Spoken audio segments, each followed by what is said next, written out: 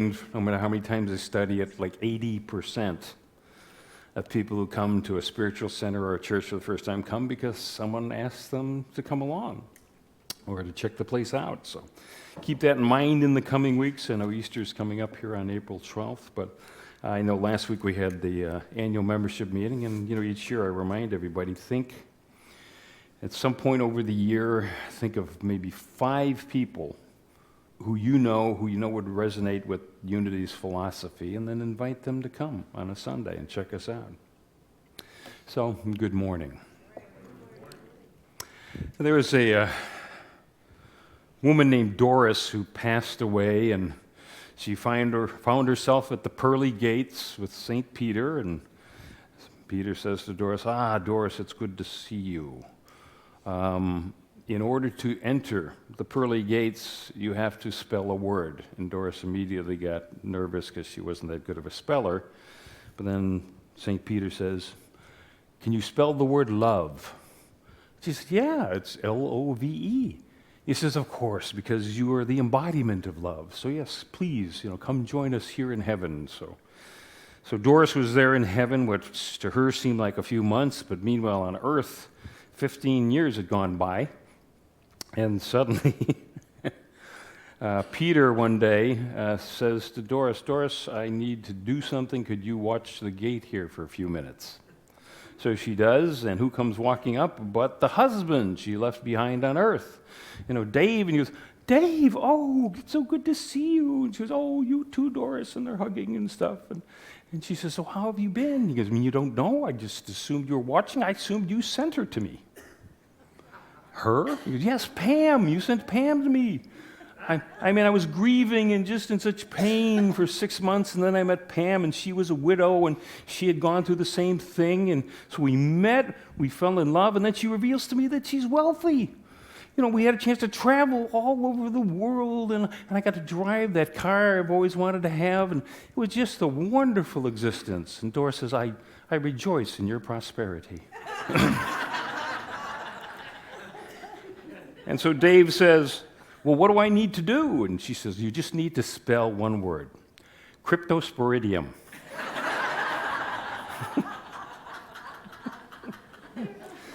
The tricky part of unconditional love. Luckily, you don't need to have strong spelling skills to live the life you really want to live. And that's what we've started here last week, is a 7-week series on, living the life you really want to live. I've been basing the series on the course Keys to the Kingdom, and we've actually got the book in the bookstore. I've also got the CDs, but Reverend David Owen Ritz, developed this 7-week course for people to just kind of walk you through the principles of prosperity. And like I said for last week, one of the challenges we have in the Unity movement is here we've been teaching the prosperity principles for like 120 years, but suddenly the televangelists came up with something called the prosperity gospel, where they just say to people, all you need to do is to give us 10% of your gross and you'll be rich. And like I said last week, that's like handing somebody a trumpet and said, all you need to do is blow in this end and just wiggle your fingers up and down on these valves and everything will be fine. It's like, no, you're not going to hear the music that you really want to hear. So there is a full spectrum of prosperity. And that's why some people have talked about calling it abundance, to try to differentiate from them. But I just rather plant my flag. Carl and I, during the 90s, traveled teaching Unity's prosperity principles. That was, our first visit here in January 1992. So by full spectrum prosperity that we teach in Unity is for you to look at 5 general areas of your life: your health, your occupation, your relationships, your consciousness, your money. By consciousness, I mean your awareness that you're a spiritual being having a human experience. And then, do you experience abundance or pleasantness in those 5 areas of your life? As I've said for many years, it's about having your debts paid, your needs met, your obligations fulfilled, and your desires demonstrated with enough to spare and to share. And it's very powerful when you do it in a group, where 2 or more are gathered in my name, I am there amongst them. We start to build a group consciousness, of Unity of Tampa. So I want to encourage you all, to be willing to dip into these prosperity principles. And as I offered last week, if for some reason you're feeling like, well, you'd like to, but you can't afford to purchase the book in the bookstore, if you'll see me afterwards out in the foyer, I've got some books that I can give you for free. So just ask. So the catalyst for prosperity in so many of Unity's courses is the 4T concept, being willing to tithe of our time, our talent, and our treasure. To time, you recognize, okay, if we're awake for 16 hours of the day, then when we look at 10% of our time, that's 96 minutes a day. Can you find 96 minutes a day to contemplate God and spirituality? And it doesn't have to be a consecutive 96 minutes. You know, you can do a few minutes here, a few minutes there. Meditate in the morning, maybe you listen to a CD or read a prosperity book. But take about 96 minutes a day for you to just contemplate that, okay, I don't need to be more spiritual. I'm already a spiritual being having a human experience. And then tithing of your talent, giving 10%. Let's say we have a 40-hour work week. That'd be 4 hours a week to just volunteer somewhere or just go out and do something to make this life a better life and make this world a better place and to help other people is the bottom line on that one. And then our treasure, being willing to give 10% of our gross income to the individuals or the organizations that spiritually feed us. And I hope that Unity of Tampa is indeed one of those places where you get that spiritual food. Now, one of the bizarre things about tithing, and I shared a more complete discussion of this last week, so if you want to get the CD or watch the video from last week on Facebook or on unitytampa.org, you can do that. But it's this weird thing that happens. Some people consider it almost magical, and that is that, okay, I've got, say, $100, and if I give $10 to those places that I get spiritual inspiration, I've only got $90, right? Well, no, you end up with a return. Anything you put out is going to come back multiplied. So what you find is that you don't have $90, you got $190 because through some channel in the world, the abundance comes back to you. So this continues to multiply, even though it doesn't make any sense. It's completely illogical, but it works. The problem is, especially in the 21st century, there's that fear that if I give this away, I won't have it anymore. So you just need to make that step. And we also have to look at what do we believe about God. I grew up Roman Catholic, and of course, I had this punishing God. And so when I discovered Unity and had that sense of like, okay, I'm not separated from God, and God is willing for me to live my desires, it's like, wow, that was just a whole new paradigm to me. But one of the I once heard, think of it as God is your agent. Now entertainers, musicians, athletes have an agent who takes care of the business. So when I might ask myself, how is this going to happen? What I need to affirm is how is none of my business. But yeah, an agent usually charges like 30 or 33% of the income, so that you can do what it is that you do best. So if you consider and think of God or this presence of God as your agent who will take care of the how, 10% is a good deal compared to 33%. So what are your gifts, your passions, your talents that you can do to make this world a better place? And be willing to do that.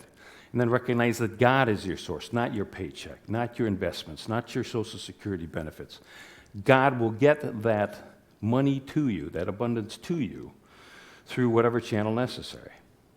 Now, for Carla and I, when we were traveling doing the prosperity seminars, a lot of people would say, well, I can't afford to give away my money right now, so I'll just tithe my time, or I'll tithe my talent.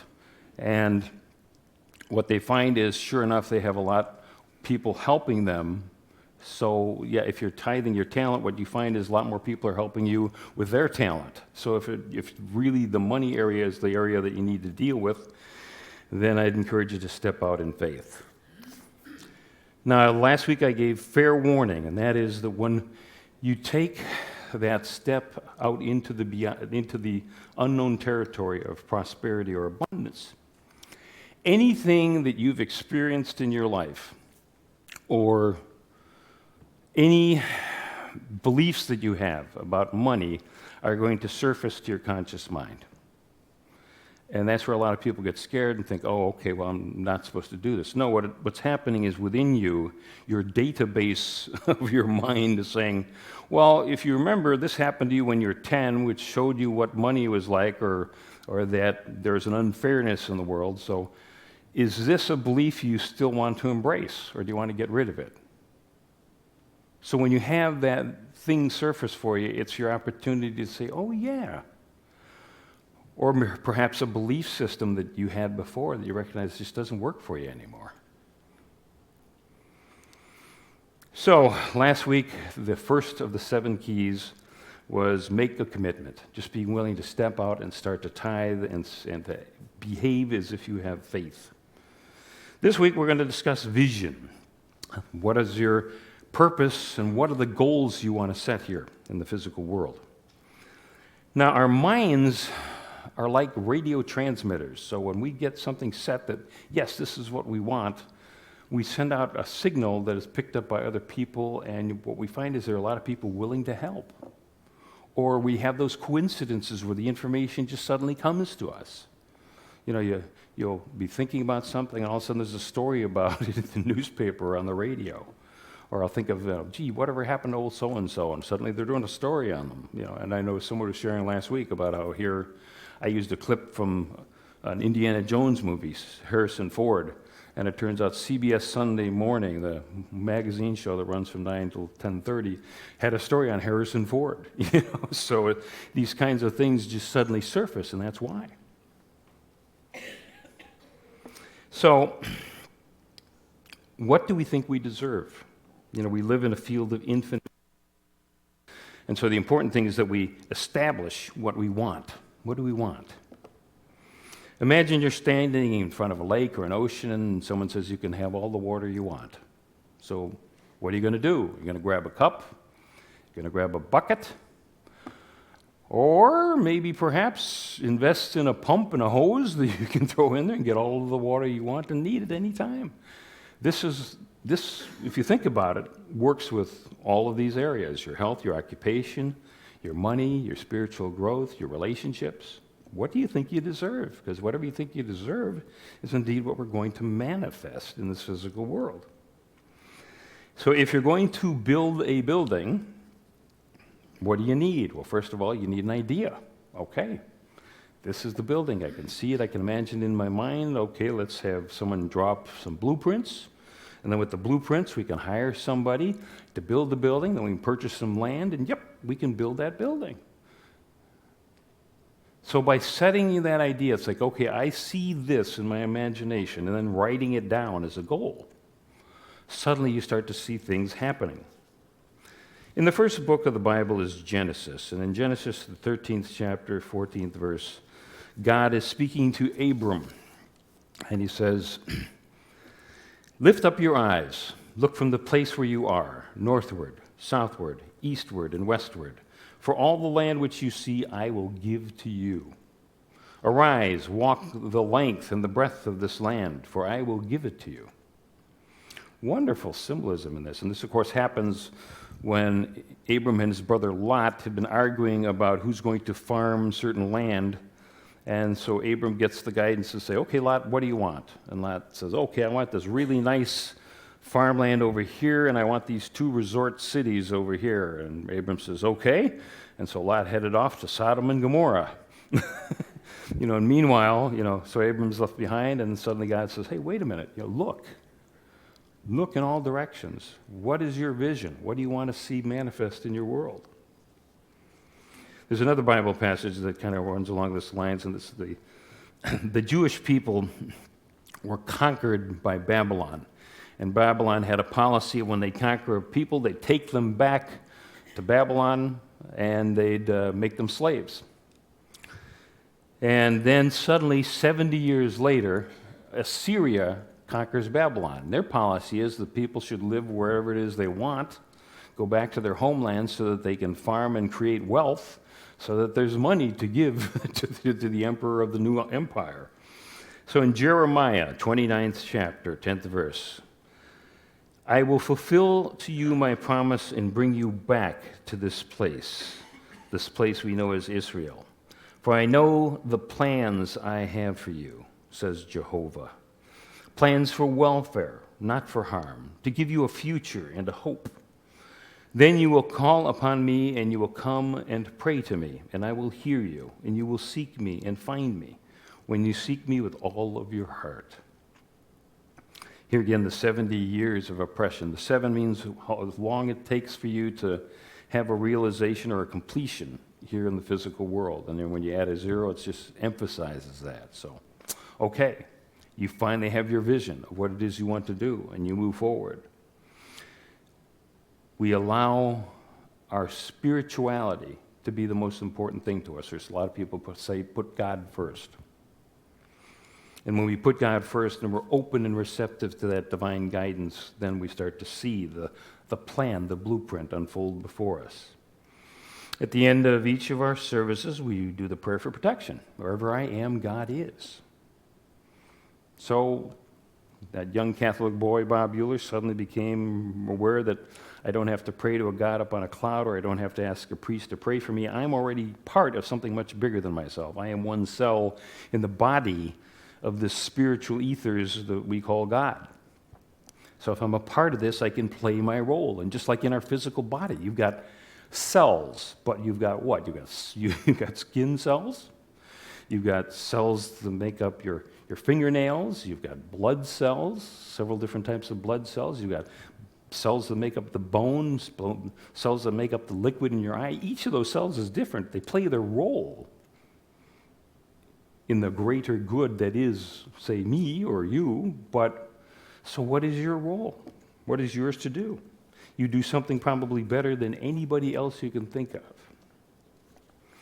So, the important thing is that a greater idea always cancels out a lesser one. So like we're talking about the things surfacing in our mind, it's kind of like, okay, well, that was a great idea maybe 10 years ago, but it just doesn't work for me anymore. So it cancels it out, and you don't need to retrace your steps. What I have found is once I link into the God presence, there's like almost this antivirus software that goes out there and starts to pull up and eliminate all of the various old belief systems that I had that were thwarting what it is that I want to do. So what's your vision? What's your passion? What did you want to do when you grew up, when you were a kid? I know I'm a football fan, so 3 weeks ago, there was the Super Bowl, San Francisco versus Kansas City, and Kansas City came from behind to win. And I'm getting a kick out of it because, now, of course, teams are, just getting down to business. In fact, this coming week, of course, all these team representatives are going to go to Indianapolis so that they can run like 300 college football players through tests and stuff like that to see who they're going to draft and who they're going to sign up, come this late April. And I know when I was a kid how much I loved football. And, usually kids who are athletes, whatever the sport, have this vision of being the professional champion. So I thought, okay, here's San Francisco versus Kansas City. Each team had 53 players on it. Each team has roughly 28 coaches. All of these people had that same vision. They wanted to win the Super Bowl. And so they would put that vision out there and allow that to unfold.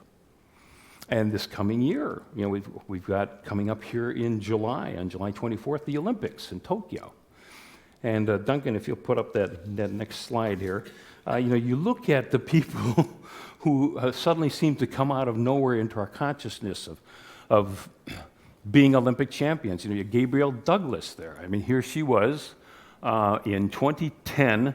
She was a good gymnast in Virginia Beach, and yet she had a conversation with her coach who said, for you to really reach that next level and be an Olympian, you really should go train with the best gymnastics coach in the country, a guy who actually emigrated from China. Problem is his gymnasium and his training center are in the suburbs of Des Moines, Iowa. And so she decided to make the commitment to move to Des Moines, Iowa. I'm just kind of winking at Julie Baum over here from Iowa, and then I went to college in Des Moines, Iowa, But so she had to move to Des Moines, Iowa, and she got homesick, and so she'd call home, and her parents would remind her, this is your vision, you want to be an Olympic champion, this is what you need to do. And, they had arranged for a host family to take care of her, but sure enough, then in 2012, she wins gold. And then, and then we got Missy Franklin, the swimmer. She had a similar situation as a teenager. She knew she wanted to be an Olympic swimmer, and her parents encouraged her to go ahead to the Olympic trials for 2008, and she went and she placed 37th. And afterwards, she was kind of like, And her parents encouraged her, said, well, what we wanted you to do is to experience going through that. And she still had a passion to do it. And she said she almost felt like an inner guidance, like, yes, if I just apply myself for these next 4 years, I can be in the Olympics in 2012. And sure enough, she won gold. So thanks, Duncan. So what are your goals? What do you see for yourself? It's never too late to set some goals. How many of you have written out a goal list at any time in your life? Okay, great. And how many of you have a goal list right now? That's part of the problem, is sometimes that falls away. How many have you written down a vision statement? Well, when you write a goal, what I want you to do is write it in the present tense. Let's say, well, let's say someone's common health goal. It's like, okay, I want to drop 10 pounds in the next 2 months and drop an inch off of my waistline measurement. So I would affirm, I, Bob Euler, now see and know that I will be 180 pounds and my waistline will be 2 inches smaller in 2 months. So 2 months, and let's say, okay, April 30th. So that's the way you kind of write out your goal, is that something in present tense, this is what you're going to do, and pick a deadline. Deadlines have a wonderful way of having the universe give you the information you need in these next 2 months or however it's going to be. So coming up in the meditation, I'm going to talk a little bit more than I do because I'm going to be asking you questions. So you've got your bullet and you've got the takeaways, which will be the questions I'm asking you. But if you'll say flip it over and have a pen handy, when we do this meditation, just see what comes to you. Just kind of write down the keywords so that you can kind of form, a goal list or a vision statement. Now, I'd mentioned before we've got these, 5 areas of our life: health, finances, occupation, relationships, and spiritual growth. So the first thing I usually do with people is to say, ask yourself 2 questions. What does the abundant life look like for you? What would be, abundance or prosperity in your life? And then the second question is, how will having your life be this way serve the world to make the world a better place? And that's always kind of the caveat. It's kind of like, okay, if we are generous, if we are giving to the world, what we find is the world gives to us, other individuals give to us. So we look at each area of our life. Our health, okay. How's your health? Physically, emotionally, intellectually. Obviously, someone who's in their 80s has maybe a different vision of perfect health than somebody in their 20s. But what do you want it to be? And if you're emotional and intellectual, are you willing to allow spirit to kind of guide you as what you have to do to just have perfect health there? What about your money, your finances? How much is in your bank account this morning?